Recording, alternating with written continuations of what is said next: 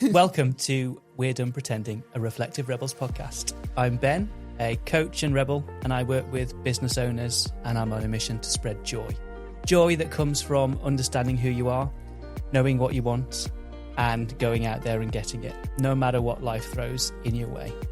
Each fortnight, I sit down with a business owner who's brave enough to open up about the real story, to put the shiny LinkedIn profile to one side for a moment and let us know what it's really been like, the joy, the crap, the mess and the meaning, the good bits and the bad.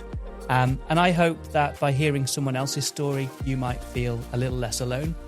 You might understand something about your own life and yourself, and perhaps you might be inspired to do something a little different that might bring more joy into your life. And with me today, I've got Kat on the sofa. Welcome to the show. Thank you. Thanks so much for having me. Oh, it's great. So I usually start somewhere a little bit unexpected, just to get us into the conversation. Okay. So question one is, tell us about your perfect Friday night. Oh, God. Do you know what? Probably... this sounds really... How should we go on the perfect Friday night or what happens on a Friday night? So usually like we'll do both. Okay. Now you said that. Friday's my cleaning night, which is really rubbish, isn't it?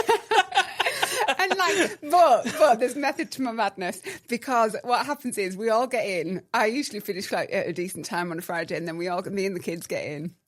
We blast it for like 2 hours. We're like, right, come on, let's just get it all done. So we'll blast it for like 2 hours or an hour or whatever. Get everything. Everyone's got their own little job, so we all work through it. By like 5, 6 o'clock, everything's done, and then that's me for the weekend. Don't have to think about it. Bottle of Prosecco gets cracked open, telly gets switched on, happy days. That's blowing my mind for a lot of reasons. Right, okay. We're just going to turn this into a parenting podcast for Brilliant. a moment, because I know, you tell us how old your kids are. Tegan's 16, she's about to turn 17 next month. And then Roman is 10. How the hell have you turned that into a team tidy on a Friday night? Please gift us with this knowledge. Do you know what? It's only because obviously there's just me and the kids. So in order for me to do all the running around that I've got to do during the week, that's the compromise. It's literally just that. It's like, right, do you know what? If I've got to do all this all week, running around to football, dancing, this, that and the other, then you've got to pitch in and help me when it comes down to it. And it's like, if it's an hour or whatever, I just say, right, it's an hour and then it's done. We don't have to think about it, rather than dragging it out and making it a big thing. I'm going to try it. Good luck. I can't see it working, but I am inspired already. It's my thing. And do you know what? I'm all about that whole tidy house, tidy mind. So I'm like, do you know what? If I can't relax until it's done. Has that always been important to you? I think so. I think, I think because everything's so busy in life that it's like, you know, like I kind of like my structure, which is, So sometimes it frustrates me. I get frustrated with myself about that, because I'd like to be a little bit more carefree. But sometimes I think I'm just really quite obsessive about it. Are you a perfectionist? Probably to some extent, yeah. 100%. And it drives me nuts. It drives everyone around me nuts as well, to be fair. But I put my hands up and say it. But I think that's also driven me through so many aspects. It's often our greatest strength. Yeah, it's absolutely driven me. At the same time as driving us insane. 100%, yeah.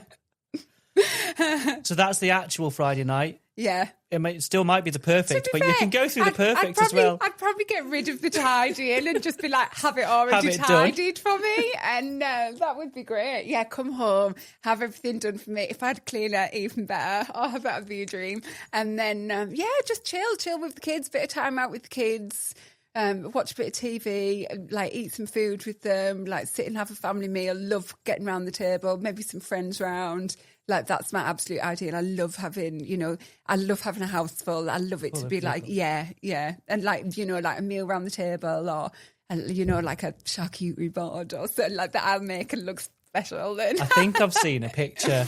We're talking full on, perfectionist style, love that insane, stuff. Instagrammable Yeah. board. Love that stuff. Yeah, that's all me. That and Prosecco. Yeah, I'm all yours. Good. We're painting a good picture early on of who we're talking to, what you care about. Exactly. Yeah. What are you watching on TV? You said chilling watching telly. Oh, God. Do you know what? It's whatever's kind of happening on Netflix, really. I'm just... Is there something you've got that all three of you can watch? That they'll all sit and watch? Do you know what? Not really. No, so you can't help me with that one. They all end up trailing off. Or Roman's like football. I don't mind watching the football if the football's on. Tegan's not so interested in it though, so she'll just probably trail off at some point. But to be fair, it's background noise, isn't it? You end up sitting having more, especially if I've got my friends round. It's like background noise and it's conversation and giggles, isn't it? So that's I'd probably say that's like the best bit. I'm interested in whether your childhood had any aspects that you've brought sort of as a mother, that Friday team tidy, clean house, clean mind. Does that come from? Yeah, but nowhere on the same level. No way. But there's many aspects of kind of my childhood. I think because I was brought up by my mum, in a single parent family, and there was me, my mum, and my sister. My sister was a couple of years older than me, and I think that my mum was a head teacher, so she very full on job. It was constantly non-stop. We had loads of animals, horses, dogs, cats, chickens, all that kind of stuff. And so there was always a lot to do. Do you know what I mean? There was always a lot of juggling and balancing. And then it's we'd go, swimming lessons and horse riding lessons and this, that and the other. So it's kind of I'm probably quite a carbon copy of what my mum did and how I was brought up. And I think as well, that even comes into the decisions I made through life, because I remember when I first kind of decided about where, the house that I live in now, when I first decided, right, that's the kind of thing I want to go for, the whole idea was I wanted to give them and my kids an element of what I had growing up. Yeah. And the countryside and the animals and, all that kind of thing. And, because I loved my childhood. So I think that, that was really important to me. But Mum was always very I think because she's such a driven woman anyway, that was always kind of passed down to me. And, we all had to chip in and we all had to, kind of, do our own bit around the house and all that kind of thing. And that's absolutely what I made the kids do too. So 100%. And do you think they'll pass it on, third generation? Oh yeah, I think you're moulding them to. Yeah, definitely. I could they're both quite like that anyway, and they're both. I think that it's funny because when I talk to the kids about it, or other people about it, and Roman, for example, especially Roman with him being younger, if he's got friends around and everything, there's and I'll say, oh, can you do this and can you do that? And we'll have conversations afterwards, and he'll say oh, they've not done that before, or they don't do that at home, or whatever. And I've quite often heard him explain and help them understand. Oh well, I've got to do this. I help Mum because X, Y, and Z. So it's learning that kind of if you chip in, if you help, then you get you kind of get your own rewards for that as well. Yeah. So and I think it makes them feel good that they're doing something helping. To help. Yeah, and they're learning those skills that they're going to need. I remember getting to uni and there were people there that never cooked, even basic, boiled a pan of pasta or doing any of those things. They'd never done it for themselves as a kid. Yeah, 100%. And you're kind of doing them a disservice if they get to that point. You've got to work out how to do it at some point. Roman knows how to cook up pasta and pasta sauce and pizzas and hoover the house and polish and recycling, all that kind of stuff. So absolutely. Setting him up for life. Yeah, exactly. He'll make a good husband. So you've talked a bit about sort of childhood. Tell us about school and younger you. What were you up to? Well, again, because obviously Mum was a head teacher and we were by ourselves with Mum. We for the majority. Originally, I'm from the northeast, right? So we're not from this side. And then just as I was in the summer between kind of being 3 and 4, going to primary school, we moved over to Cumbria. And we literally moved on top of a hill, like just like on the kind of just outside of Colbeck, moved onto the top of the hill, like views over to Scotland, middle of nowhere, no kids, nothing, like fields and everything around us, had all the horses. I mean, it was insane. It was absolutely amazing. But then I first went to school in a tiny little village school that was literally about 12 pupils from 4 years to 11 years. It was tiny. And it was it was called Milburn, just outside Penrith. And we went there for a couple of years, travelled with Mum, because obviously she was the head there, travelled with her. And my dad was around at that point. And then we ended up going, and then my mum got another headship, but it was back over in the northeast. So what would happen is me and my sister ended up travelling every day over to County Durham with my mum. And then kind of towards the end of that time, I mean, we'd set off God knows what time in the morning, come back late at night. And when I think about it now, I don't know how she did it all, like you kind of have that, fresh insight to things as you get older, don't you? And you look back and you think, oh God, like how on earth did you manage that? So like holding down a headship, and then like all animals, like 2 young kids and all that kind of thing. Like so much respect for my mum. Like she's been the absolute driving force of me. But yeah, she, once we'd done that, it got to I think the last 2 years of my primary school, I ended up going to school in Wigton. My mum still had the same headship, and my dad left by this point to go and work over in Kuwait as a teacher as well. So he left to go to Kuwait. A couple of years later, they split up. Yeah. But we were just very much by ourselves, and it was always just kind of like me, Mum, and Liz. And so anyway, like the last couple of years of primary, I went to school in Wigton, and obviously Mum was still setting off at the crack of dawn, so it would be a case of me and my sister and my sister's only like 2 years older than me, so I think she just started it was her year 7, just started secondary. So we'd lock up the house in the morning, like make sure all the animals were away and everything, because Mum had already left.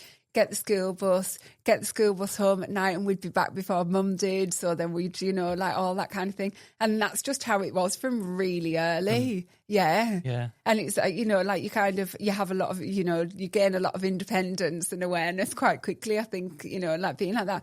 But I don't think it was anything bad, like I don't... See it positively. I completely see it positively. And I think that, had she been in a different situation, or, like Dad was still around, or whatever, it might have been a bit different. But that was just what the situation was. And and we all just cracked on with it. Made the best of it. Yeah, 100%. And I can't say there was anything bad about it, because we had an amazing life. We lived in an amazing place. We had all these animals and all this freedom, and, it was brilliant. Like, yeah, I look back on my childhood really fondly. Yeah.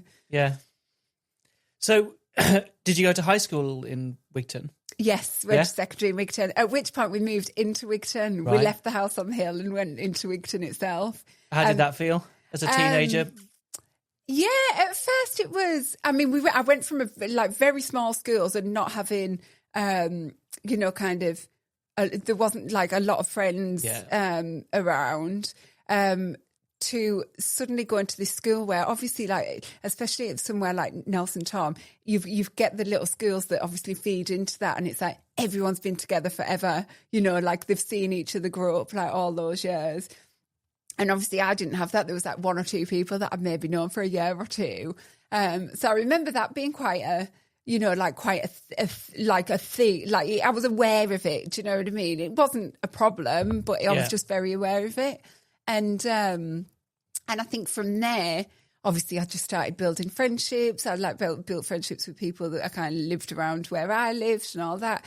And then, just kind of, I feel like I sailed through secondary school. Did you enjoy it?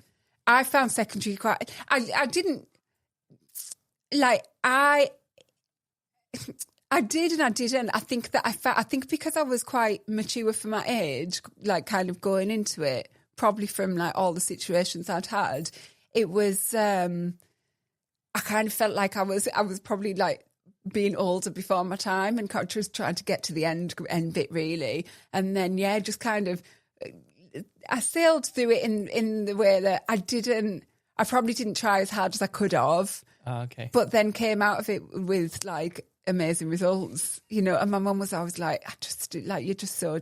My sister had to work a lot harder than me to get like the same results, but I was just a bit like, having the time of my life and, Mrs. Social and all that kind of thing. So, yeah, it was... But I did find it a little bit challenging in some respects, and friendships, and there's a lot of movement and, maybe a bit of cattiness and stuff, and like it's secondary school, isn't especially it? being a girl in secondary school. You go through so many changes. Do you know what I mean? It's like you're going from being a child, aren't you, into, like kind of a young adult. And it is. It's like, as a matter of fact, when I got to the age of 16 and finished my GCSEs, I was literally like, that's it, as soon as I'm 16, this is what I'd say to my mum, as soon as I'm 16, I'm moving out. And she'd be like, right, okay.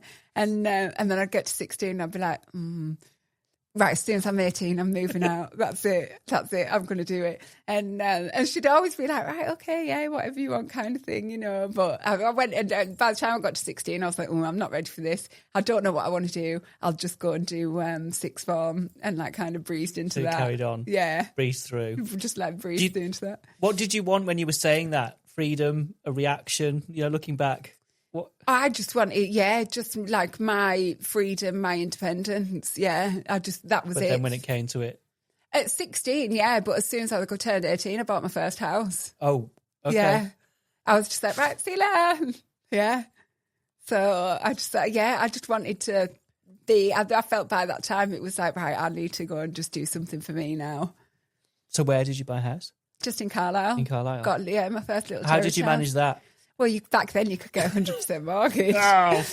And exactly. And on top of it, it's like, when I think about it now, it's insane because, God, how long ago is it? It's like 25 years ago. So you could get 100% mortgage, and the first house that I bought was 32 grand. It's like, I a little bit hate you. It's like nothing, is it? And you just think now, like I have these conversations with Tegan all the time, and she's just like, oh my God, like, it's insane. But yeah, that was it. So, but it's funny though, because it's not, I still didn't do the whole like, I'm super independent. I bought the house next door to my mum's boyfriend. So it was like, someone's just still got there, that comfort, just that little safety bit, net. yeah. Still pretty independent, still pretty bold. Yeah, I suppose so, yeah. 18, buying a house. So what were you doing? What was the job? How did you afford it? Do you know what? I just, when I finished school, I just did the usual, like, the retail bits. Didn't really know what I wanted to do. I'd smashed my GCSEs. I got like 5 A's, 4 B's, like did really well in that. Then went and got all my A-levels, passed all those. Even did a night class while I was doing my normal A-levels. I did a night class at Carlisle College in law as well. Just do you know why? Because my boyfriend at the time, he was working, but had to do a night class in something. So I was like, if you're doing one, I'll do one as well. One too.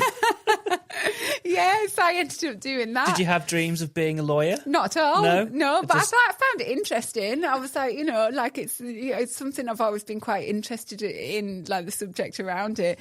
So I just thought, that might be quite cool to do. Give it a go. Yeah, so I just went and did it. But and then I was just went into retail, started working at H&M, and then from there went to Topshop, kind of worked up in Topshop and like became part of the management team there. And then that was kind of like the start of working life for me. So what else is going on? Does the boyfriend stick around for those years, or is this? Yeah, we'd been together your own for quite house a long in Carlisle. time. Yeah, he working moved your in way with up in me. retail. Yeah, boyfriend moved in. Yeah, at 18, all done and dusted. And then me and the boyfriend parted ways, and then my best friend moved in. So I was like, okay, this is fun. And then when I got to, was that like 21? The first floods happened, and my house got flooded. Oh, up to my waist in water. Yeah. But that was So is that 2005? Yeah. Which was crazy. I'll always remember it. And obviously my stepdad was next door in his house, and he was like losing his mind, and like, you know, the way, like me and my friend Emma, we were just like, oh my God, like what's going to happen? Like, you know, like, whereas he's like, oh, this isn't funny. I remember him banging on the wall because we were just like, you know, like, oh, what are we going to get? And it's like, you're just like, well, you don't know what's going to happen to you. And you're like, we're trying to save the most random things, and it's just like you just let it all go. It's like, it's absolutely pointless. But yeah, it was what an experience that was. Yeah. So what happened to the house? Well, it was really eerie because obviously, like, you know, you see the water coming, you know it's coming. Yeah. And then slowly but surely it's like, you know, like it kind of, like you see it just filling up the street and then you see it coming up. So you were in the house? We stayed in the house, yeah, because we were just like, well, where else do we go? And obviously the 2005 floods were really bad. So it was like, you know, like there wasn't really anywhere you could go. And we didn't know, like, there wasn't anyone that had ever talked to us about it. Now, I think because it's happened so many times, like people recall the stories and, you know, like they have an understanding of what you do, or like, you know, this, and obviously all the alerts that are around now, you kind of, you know, if it's going to come in, you know, you've got the likelihood of it hitting you in your house and stuff. So it's like, if you want to get out, you can get out. Yeah. And, so we just sat there. And as well, like, I was really young, right? So it's like everybody on the street, like older people, they've been there for years, they've got families, like, you know, they've got kids there, or they're older, or, you know, they've got housefuls of like all the like memories and like, you know, like all the things that they've built for years. I didn't, do you know what I mean? I had like secondhand pots and pans and, you know, like just bits that were cobbled together, really. You know, it wasn't anything special. And yeah, like and then, you know, the water was just, I remember the water just filling up the house. And then we kept running downstairs to see like where it had got to and all that. But then obviously all the electric goes off, like it gets really cold, and then it becomes really eerie because it's things like the fridge freezer will just fall over. You've obviously unplugged everything, like the fridge freezer will fall over because it's just full of air. So that's bobbing around, smashing into things. And you can hear the water in your house. You can hear things like banging around. Yeah. It's pitch black. And it's like, you know, like, it's really eerie, really eerie. Yeah, very strange. So were you scared? Yeah, like from what I can remember, yeah. Like, I'm not really scared. Like, I was there with Emma, but you just like, you don't know, like, what's going to happen. And then, you know, some of the people across the road, they were getting rescued because they had young kids. Yeah. They were getting rescued and put in the boats and all that kind of thing. And in the end, we ended up walking out. Like, one of my friends came down and had parked kind of like, you know, like where they could get to us. And we ended up walking out. Now, one thing I haven't told you is I had a pet ferret. And he was on like litter change and all that kind of thing. But I had this pet ferret. And at the time, Topshop, because I worked there, had these shoe boxes, right, that were like, they pulled through on a string. Like, so you could kind of carry them, carry these shoe boxes on the string. I had nowhere to bloody put him, and I was like, I can't leave him. So I carried my ferret out in a Topshop shoebox. Your friend Emma and your ferret. Yeah, he was called Rio. He was my babe, and that was it. And off we toddled, and we stayed at my friend's for a little while until it all went. I know. It sounded like you're having fun. Yeah, it was great. Like I know. Yeah. Having fun. It was brilliant. Yeah, it was great times. And do you know what? As much as it's awful to go through it, and like, you know, like after that, it's like 6 months of getting it dried out. Yeah, it's the next bit, isn't it? Yeah. All that kind of stuff. Like I went and moved in, you know, kind of with a friend and all that. But I mean, you're in Sherwood, like everything's covered and stuff. And to be fair, it was the biggest blessing for me because I've got my whole house done. I got my house done out and it was absolutely amazing after that, like spanking new kitchen and all like lovely floorings and all that stuff. And I was like, oh, brilliant. Saved me a fortune. Not everyone had that feeling though, but no. But you were able to make the best of it. 100%. Yeah. Make the best of the situation. Yeah, absolutely. Have fun. I know.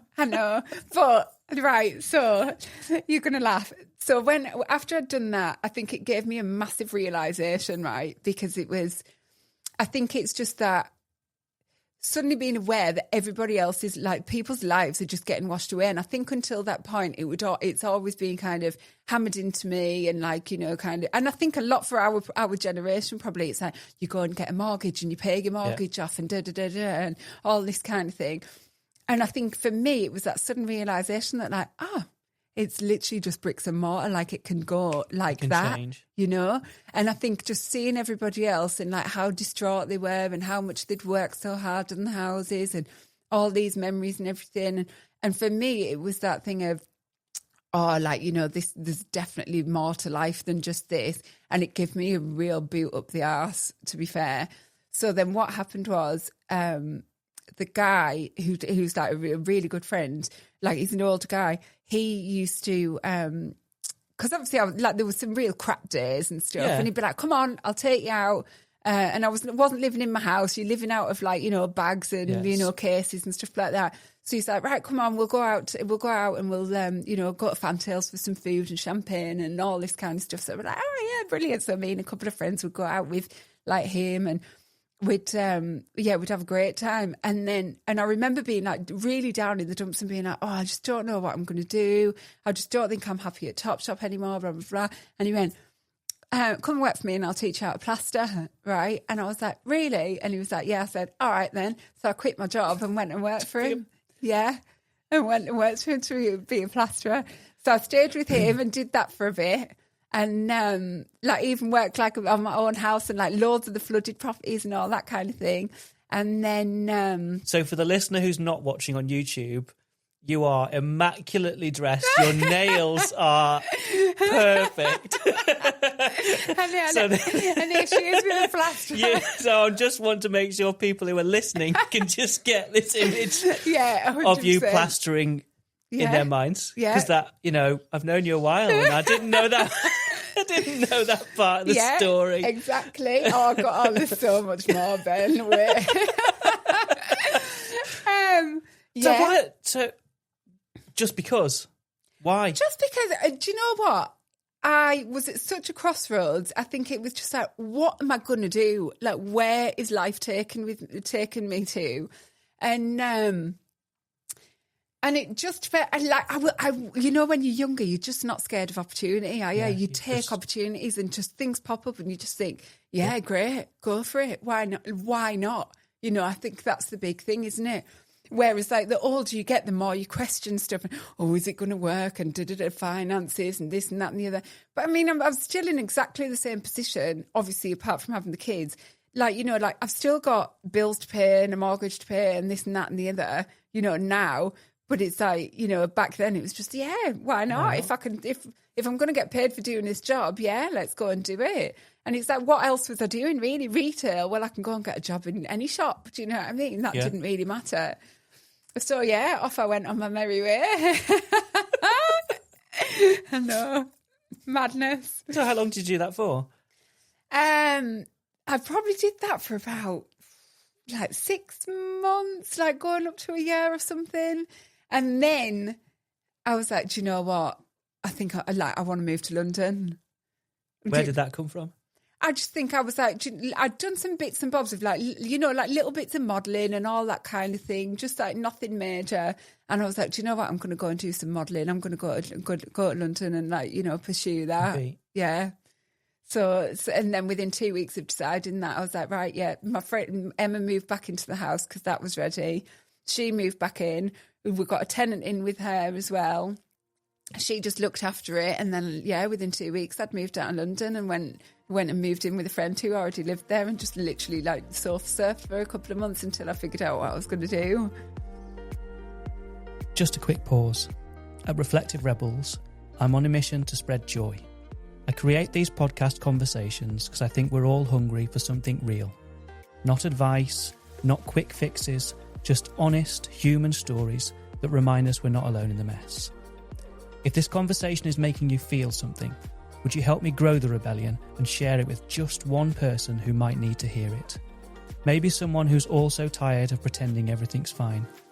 Because every person who finds these stories makes this little rebellion against perfectionism and exhaustion a little bit stronger. Back to our conversation. Was that same why not mentality? Literally, yeah. Just I'm going to do it. Just go for it, yeah. Just go for it. I don't, like, now I just think, oh my God, what was I thinking? Like, you know, that's wild, isn't it? But yeah, I knew I had my house. My house was there. It was getting paid for. Everything was fine. And it definitely came from the whole thing of, like, you know, being, like, you know, having that massive, like, you know, the floods and everything, and having this massive kind of, like, you know, like slap of reality to be like, oh, do you know what? It's not just about paying my mortgage. COVID did a similar thing more recently to people, didn't it? Everyone was questioning, because actually we realised some of the things we were just took for granted. Yeah. They can be switched off overnight. Yeah, absolutely. Yeah, so literally, absolutely. Yeah. Oh, and it's bizarre, isn't it? Yeah. I think that those kind of really personal, like, moments of clarity have come from, you know, like have been my key, like, you know, key forces of change, I think, definitely. So that moment of clarity, what was the dream when you moved to London? What was the dream in your head? Do you know what? It was like, right, I'm going to go down. So, like, I did the whole glamour thing, right? Like the whole page 3 thing and all that. I was like, yeah, like, that's, you know, like, that's where I'm going. So that, like, that's where I took myself, right? And like, I started off doing because I'd already obviously worked with, like, the Arcadia group and Topshop and all that. I started as one of the management team because Miss Selfridge were reopening in Selfridges. Yeah. So we went, so I went and did that and everything. Obviously, like, you know, kind of did that for a very short period of time. And then obviously went and did the whole glamour thing. But then, because I'd said yes to doing that, I then got introduced very, very early on to, I was out for a night out, with some of the girls. And I got introduced to, there were actually some of the girls that worked in Stringfellows, right? Not that I'd ever worked in Stringfellows, but they all did. And we were on a night out and we bumped into this group of guys and they introduced me and they were like, oh, this guy's called Darren. Like, he's got a music channel, like, he's got music channels on Sky. Well, I'd never had Sky, right? So I was like, yeah, we didn't back then. Cool. And, like, you know, like, whatever, it was what it was. So yeah, I was like, oh, yeah, right, good to meet. Anyway, I start cracking to this guy, right? And he's originally from Hull. So we're there, loads of, like, northern doing the banter, northern thing. Yeah, as you do. And like chattering away and stuff. And he's like, oh, you know, like, yeah, you're like, you know, you're good crack. Take my card. If you ever want a job, give me a shout. Right? And I'm like, oh, okay. So anyway, the next day I phoned him like, hiya, do you remember me? And he's like, oh, yeah. And he's like, oh, come in, like, come and see us, come and have an interview and all that kind of stuff. And now I look back at it and I'm like, he definitely, like, wanted just a bit of office totty, right? But then I always laugh about it because I'm like, he got way more than he bargained for. So I went, had this meeting with him and he was like, well, what do you need? Like, you know, like, in terms of, you know, like, kind of salary and stuff, what do you need? And I said to him, I was like, oh, you know, like, I need this much. He's like, right, yeah, I can do that. And I was like, okay, great. So he's like, when do you want to start? I was like, brilliant. So I went and started, like, just answering the phones, doing a bit of admin, all that kind of stuff. And I said, I was like, the first day I went in there, I came back and, like, spoke to some friends and I was like, oh, I'll be managing that place within 6 months. And I did. And then that was me managing a TV station on Sky. Within 6 months? Yeah. Yeah, literally. How did I know it's a whirlwind. How? It was just, you know what? It was a really independent, like, little station. Brilliant. Like, honestly, now I just said, I've got such amazing memories of it. That was like a real, that built my career for me. Yeah. But yeah, it was just, there was a really young team that were on board. I'd probably been through more, like, in terms of life experience and just, like, even in terms of, like, my managerial experience and things like that, managing teams. Yeah, that you've built up doing those jobs. Literally. And it was obviously, I was only, like, kind of like 22, 23, but obviously I'd had kind of like that 5-6 years of experience, like, doing bits and bobs along the way that a lot of those guys didn't have. And And yeah, like, you know, and again, like, you know, kind of like the structured way that I do things, it was like, that's what was needed within the role as well. So, you know, kind of, it just fell into place. And I think he was a bit like, oh, do you know what? Like, this is perfect. It fits really well. So when you say managing a TV channel, for those of us who don't know what that means, like me, a music channel, tell us what does that mean? What were you doing? I mean, like, I had to like the way that our TV channel worked. There was a lot of music submissions and things. So, like, basically, and the type of music we did, it was all very much in like kind of the UK grime and rap scene. British black music was like, you know, kind of like the key kind of area that we covered, and So for me, it was literally everything from taking submissions to having like playlist meetings with the rest of the team, deciding what's going on to the channel, going through all of the like lyrics and everything, like figuring out what needs taken out, what's being allowed to kept in, like with Ofcom regulations, like what's going to work with those. Obviously, like, you know, looking at any kind of advertising, how we can do like advertising space, liaising with any of like the labels, things like that. Obviously, like, you know, kind of responding to like, you know, like Darren, who was like our manager and everything. But in the end, he was very much just like, over to you, Kat, you know, like that was, and it was my baby, like it became my baby. So yeah, like from everything from answering the phones to, you know, all the way through, it was just like, right, like, and I just took complete ownership of the whole thing. The 7-year-old on a hill in Coldbeck with her horses and pigs. Right. What's she thinking? Yeah. What's she thinking How when you're doing that? There? Yeah. Oh God, honestly. I mean, like, do you know what? I always remember as a kid, my dad was always like, yeah, oh, Miss Independent Annie, he'd always call me and all that. And it was just, I think that, you know, my parents always just filled me with that, like very much like, go out and get it, like the world's yours, like just crack on, like, you know, like do what you need to do kind of thing. And, you know, and I think that I really do instill that same kind of vibe with the kids, with my two as well, 100%. But it was like, you know, like just fear not, like don't be scared of anything. Just go out there and have a go. If you don't like it, change it. Simple, isn't it? You know, like we all, and I say that now because I'm the biggest overthinker, but it's like, you know, it creeps in more and more, I think, as you get older, doesn't it? But yeah, like, you know, like you're just so fearless. You were young and fearless. Yeah, brilliant. Amazing. So how long did you do that for? I did that for 7 years. Oh, wow. Yeah, I did that for 7 years. And then from that, because obviously I'd built up such a reputation within the music scene and like built so many connections with like labels. Like everyone within that scene as well was very much like, you'd have DJs that were part of like, you know, like rap groups or like grime crews or whatever.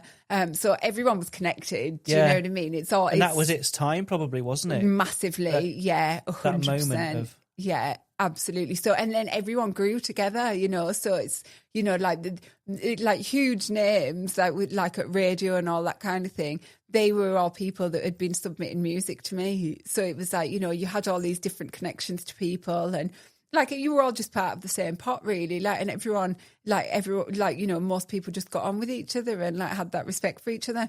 So what happened was we actually sold the TV channel to Universal Records. So it went over to them. And obviously by this time, like TV was starting to decline anyway, especially music TV, the rise of YouTube, all that kind of thing. So it was very much a point where I thought, oh, you know, where am I going next? It was starting to feel a bit stagnant. It was back to plastering, I'm guessing. Yeah, right. No, I didn't. So, but I could have. You could have. You had it to fall back on. Exactly. And then we, when we sold it over to Universal Records, I kind of felt at that time I had so much loyalty and so much ownership over the channel, even though it wasn't mine, that I felt like I should have probably left a couple of years before I did. But my loyalty to obviously like my boss and like my love for the channel and everything, I couldn't do it. I stayed. However, again, not a bad thing, because what I did was I started my own PR label on the back of it. So I started 10-letter PR and 10-letter radio. And like obviously with all the connections that I had, having such a great name, like obviously within the business and everything, like people were just coming to me all day long, like, can you help me? Can you help me promote my music? Can you help me get it onto this radio station or onto this TV channel or, you know, like in this magazine or whatever? And it's like, yeah, like it just segued nicely into doing that. You were just positioned to make that happen for people. Absolutely, yeah. Yeah. Other than why not then, what took you from managing, which was still partly yours but was someone else's, to that leap of, I'm doing my own thing? I didn't know where else to go. And I think at that point, because I'd had so much ownership and like I didn't really have anyone to answer to, I knew that I would find it difficult by that point to go and get a job for someone. Yeah, that was literally it. I was like, we're unemployable. Yeah. Yeah. And it's hard, isn't it? I think once you've been in that situation where you're the boss, like, you know, to then kind of, you almost feel like it's going to backtrack to then go to a point where like someone's going to tell you what to do. And I just felt that's not going to work for me. You know, I just thought I need to, and I didn't really know what 10-letter was going to be, you know, when I first started it. Like I had a few conversations with people and they were just like, oh, you know, I do a PR company. And I was a bit like, oh, that just sounds so basic, you know, like I just felt like, oh, everyone's going to do a PR company. But then I thought, right, I'm just going to see where this goes. Right, I'm just going to put myself out there and be like, right, this is what I'm doing. I'm promoting music. Like, you know, I've got all these connections that people knew I had. Let's just see where it goes. And like, yeah, it just built into that. But then, you know, and then 10-letter became like, you know, this huge, you know, kind of name within that space. It was brilliant. And then I started employing people of my own, which is brilliant. Crazy. Yeah. And a really important message in there. You didn't have a 50-page business plan. No. And knew exactly where it was going. Never. I've never written a business plan. It didn't matter. Yeah. 100%. You had an idea, a gut reaction, a bit of support, and you just cracked on with it. Yeah, ran with it. Yeah, 100%. Yeah, and I'm a true believer in that. Like, even, you know, like, Tegan does bits and bobs now, and I'm just like, just try it. Just give it a go. Do you know what? If then you need to do something or fill in some paperwork or whatever along the way, you can always do it. Do you know what I mean? Like, but like, why are you going to waste your time on doing all this? Like, you know, some people need that, right? Which I totally appreciate, totally get. And like, you know, but I already had the contacts. I didn't need to go to anyone for any kind of financial support because everything that I needed was there. You got it. I had a computer, I had my contacts, everything else. So it was like, right, what do I need to do? Send emails? Well, I don't need anyone to give me any money to do that, you know? So yeah, I just got moving with it. It was brilliant. So describe the rest of your life by this point when you're running this PR agency? What's life like in London at that time, doing this? So do you know what? I'd moved home by then. So I had Tegan in 2008. Yeah. So I had in amongst all of this stuff going on, like with my business side, I always say this, right? Out of three things I'm good at too. I'm good at being a mum. I'm good at like my business, absolutely crap in relationships, right?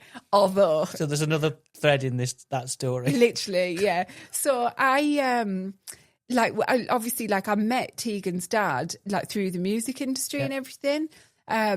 Had like there was red flags pinging off everywhere, but chose to ignore every single one of them, however, as we do. And then, I had Tegan in 2008. I had my whole pregnancy completely by myself, apart from my friend. Well, actually, my friend that I lived with at the time. We were in London, lovely little flat that we had in London, just up from King's Cross. And, I went through my entire pregnancy by myself. And then he popped up about a week before she was due. And then we kind of rekindled a little bit, all that kind of thing.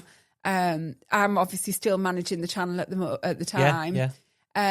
I had 6 weeks maternity leave because I couldn't afford to be off. Do anything else. And so I had to go back. So I had literally I finished maybe, did I finish 2 weeks before I had her and went a month after I'd had her, and she went into nursery in London, which was a fortune, as you can imagine. So you moved back to Cumbria? I went to stay with my friend who luckily took me in.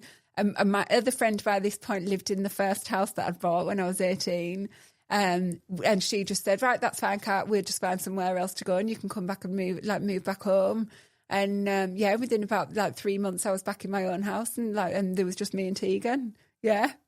And that was it. It was full circle. But I was still managing the channel. So you managed the channel from there? Yeah, and managed launched the channel remotely. The PR agency from there? Yeah, and did all of that. So then, literally from 2009 onwards, that was it. I was back. Here. I was doing everything from Carlisle, up and down to London every couple of weeks. Just jumped on the train, stayed down there for a night, or I'd go get the first train down, last train home, and I was really lucky because my mum and my sister and my friends and everything, they were really supportive and helped me with Tegan and stuff. So it was great.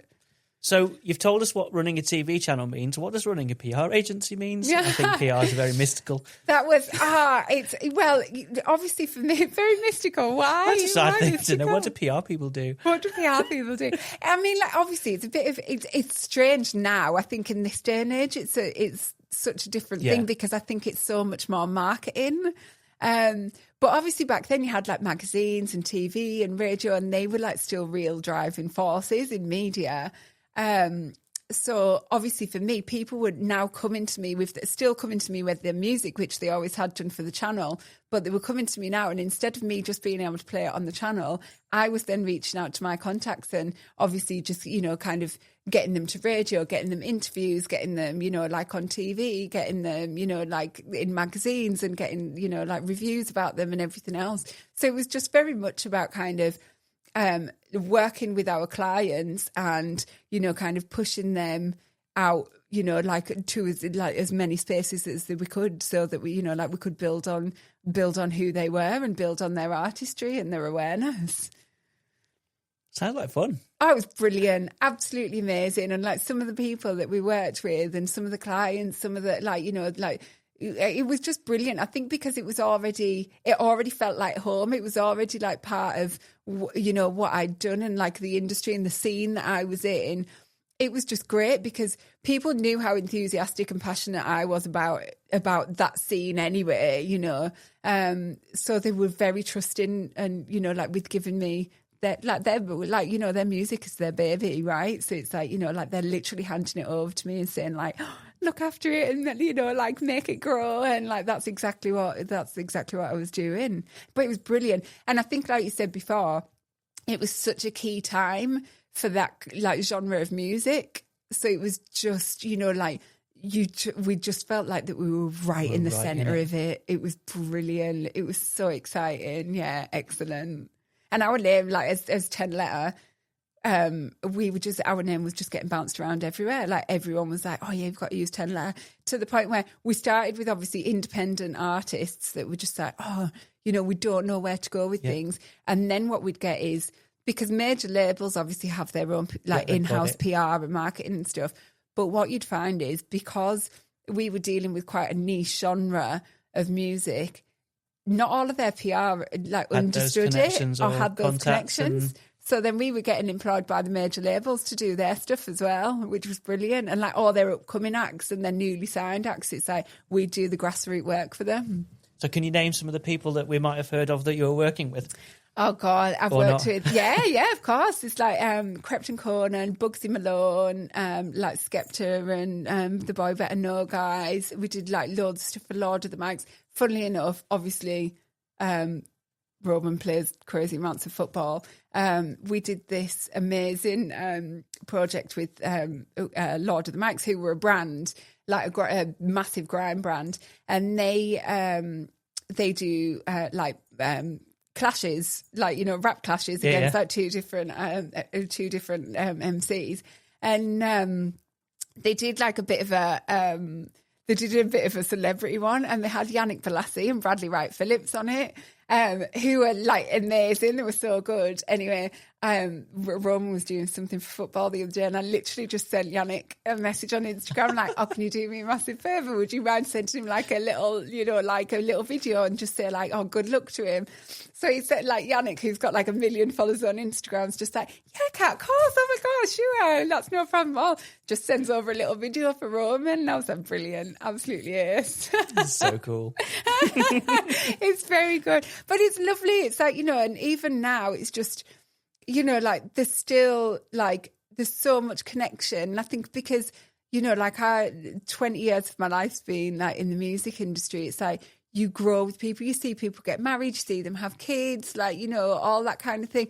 And it's like, you do like and obviously we're part of the Instagram generation. I think that, like, and social media. So you've seen them all like do this stuff like throughout, and you follow each other. And although we're like 300 miles away from each other, it's like you still not know what's kind of going on in each other's lives. And it's easy just to be like, amazing, I'm seeing what you're doing. Like, that's really good. And just check in with each other now and again, which is lovely. It just makes you feel like you're part of that community, doesn't it? Yeah. So yeah, it's very good. Oh. So what's happening now? What are you doing now? So, like, going back, like, stepping back into the whole personal thing. So, when I had, so I've obviously had the PR company for, like, like that's kind of like, 12, 13 years. And I got to a point where I just thought, I don't know what I'm doing anymore. And I felt like things, just as they had, like, everything evolves, right? Yeah. And I think that I got to the point where the same thing that happened with the TV, like, channel, and where I was with that. Obviously, YouTube came in, like, TV started, kind of taking more of a back seat and everything. There wasn't the need for it. Like, the exposure wasn't there. And so then what happened with the whole PR thing was obviously social media started rising up. Magazines stopped. Like, everything started going online, which was great. Like, obviously, we moved into that. But then slowly but surely, it's like, kind of everyone was getting their information and their news from different places. The rise of, kind of streaming platforms, Spotify, like, all, like all that kind of thing, like Apple Music and all that kind of thing. That really stopped us from like being able to work in the same way that we could, particularly for new upcoming acts, because the platforms weren't there anymore. It's totally different for them to go to. It's like, like, and unless you had like, it stopped becoming about PR and about people being like really excited about new music and discovering new music, to becoming how much money have you got to spend in order to market it so people can see your new music. And obviously for a lot of them, they don't have that money, and they're competing with the major labels and stuff like that have got money to throw into these, and have also got those partnerships with, like your Apple Musics and, everybody else that they can rely on for, because they've got the huge, like, multi-million selling artists on there, so they can ask for the favours for the, newly signed ones. So, yeah, everything started changing for that. And it just, and around a similar kind of time, I went through like a big, like, kind of like personal, like, challenge that ended up really in a really difficult space, and ended up putting me in hospital. And then I ended up with brain damage from the incident that happened. Lost my sense of taste, lost my sense of smell. And that was in January of 2020. So that happened, and then COVID hit. And I was like, oh my God, like, like, all of a sudden I was completely by myself again, and like going through this huge, like, personal turmoil, trying to figure out what I'm going to do with kids and homeschool and still run a business and everything else. And it was just like, honestly, it was like my mind was just blown with it all. It was just like, wow, like, how many punches can I take right now? Because this is like really a lot. So I think that really for me kind of changed where I was. And I think for that first year or so, maybe for the first couple of years, I was just like, just get through it. Like that was the feeling that I had, just get through it, right? Like, luckily I've got an amazing team at 10 Letter. They really stuck by it. Yeah. They really kind of supported me. They were obviously aware of what had happened with me. So they were very supportive, which, kind of allowed me to still do what I was doing. I think I probably chucked myself into work quite heavily at that point as well. But it was very much like it was survival mode, And then when I started to come out of that a couple of years later, I think because of everything connected to it and around it, I thought, I need to change something. Yeah, I've got to change something now. I started waking up and thinking, being anxious about opening my emails. And I was like, I'm not doing that to myself. No way. I was like, I'm definitely not doing that to myself. So at that point, I decided that I was going to take a big back step. And just I think things had changed. I was in a different space, kind of emotionally and, I just thought, right, I've got to move things along. So there's so many interconnected stories. I'm like, where does it all go? During COVID, apart from obviously chucking myself into work, I also decided I'd just had planning permission granted on my house because I had some barns at the back of my house. So I chucked myself into converting those. So I got all those converted. The same guy that taught me how to plaster came and did them for me, of course. And he got all those going. So by the time that they were finished and everything, and I'd kind of got through my personal battles, it was about 2022. And at that point I was I got that, I started it up as an Airbnb.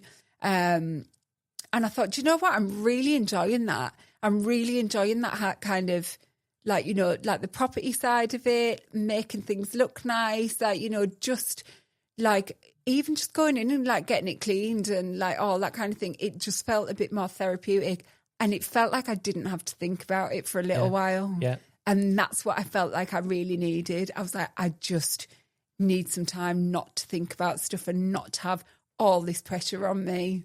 At that point, Nina, who worked for me, I said to her, I was like, right, come on. I said, there's nowhere else for you to go. The only place for you to go in 10 Letter now is to take my position. So I said, come on, you come on board.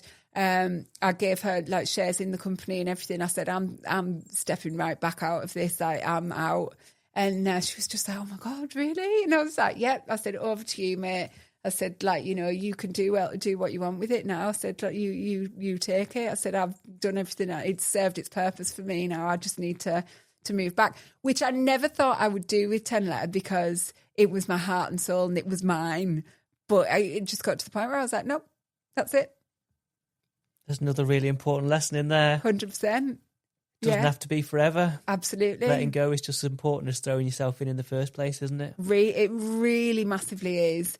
And I think that, you've got to dig deep in that though, because I think that it's a difficult internal conversation to let go than it is to throw yourself in. Oh my, yeah, because it's you don't know what's coming, do you? Whereas when you're letting go of the emotional side as well as just what it is, right? And it is that whole thing of, are you, but I think sometimes we hang on to stuff unnecessarily. And then it's I wanted to go out at a high, it was 10 Letter's done amazing things. I've worked with incredible people on some very successful campaigns.